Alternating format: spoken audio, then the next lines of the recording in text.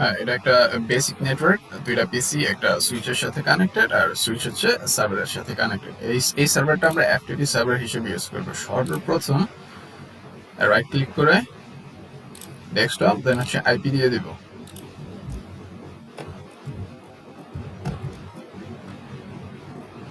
Solid mask, এবার পিসির IP দিব।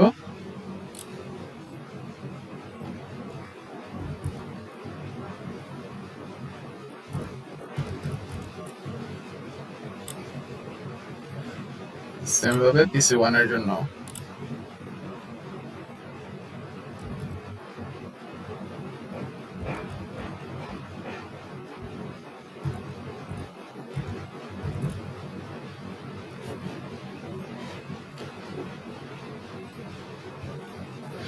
আবার সার্ভারে যাব,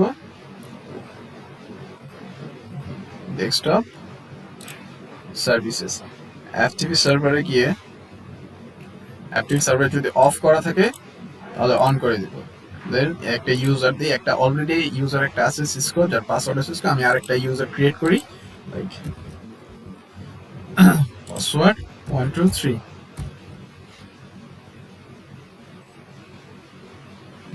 এটার আগে কিছু রিকোয়ারমেন্টস আছে, write, read, delete, rename, list, এগুলো বিভিন্ন হচ্ছে যে অপারেশন যেগুলো এই ইউজার করতে পারবে। তো ইনিশিয়ালি আমি সবগুলো দিয়ে দিলাম, কোনোটা যদি দেওয়া না থাকে তাহলে ওই অপারেশনটা করা যাবে না। এবার অ্যাড দিয়ে দিই, এই ইউজার হয়ে গেছে। দেন একটা পিসিতে যাই, যে কোনো একটা পিসিতে যেতে পারি।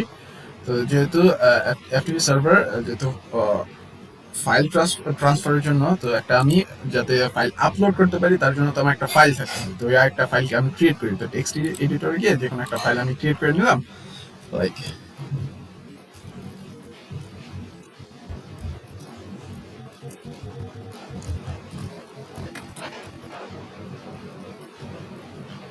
সেভ করে নেব, একটা নাম দেই,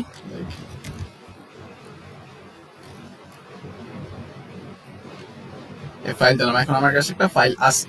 তো এই কমান্ড প্রম্পট থেকে এই পিসির জন্য এটা দিয়ে দিলাম। প্রথম হচ্ছে এফটিপি, তারপর হচ্ছে সার্ভারের আইপি দিয়ে দিব, সার্ভার আইপি দিয়ে। এবার হচ্ছে এই সার্ভারের ভিতরে ঢুকলাম। এখন আমার ইউজার নেম চাচ্ছে, আমি এই ইউজার দিয়েছিলাম যে সাব্বির, পাসওয়ার্ড 123। এবার হচ্ছে লগ ইন হয়ে গেছে। তো এবার হচ্ছে লাইক আমার কাছে একটা ফাইল আছে, আমি সার্ভারের ভিতরে ঢুকছি। তো এই ফাইলের ভিতরে ফাইলটা আমি সার্ভারের মধ্যে আপলোড করে দেবো, অ্যাক্টিভি সার্ভারের মধ্যে। তো আপলোড করার জন্য ইউজ করতে পারি আমি পুট।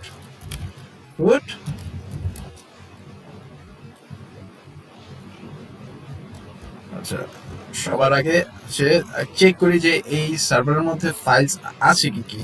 তো ডিআইআর দিলে বা লিস্ট অফ ফাইলস দেখাবে এখানে। হ্যাঁ, তো এবার হচ্ছে এর মধ্যে আমি যেই ফাইলটা ক্রিয়েট করছি ওটা আপলোড দিব। আপলোডের জন্য put file name,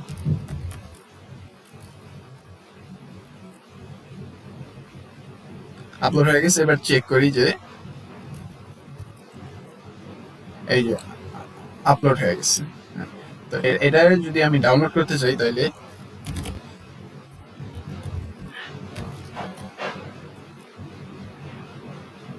like ডাউনলোডের process চলতেছে। হ্যাঁ, আর যদি ডিলিট করতে চাই তাহলে ডিএলইটি, ডিলিট।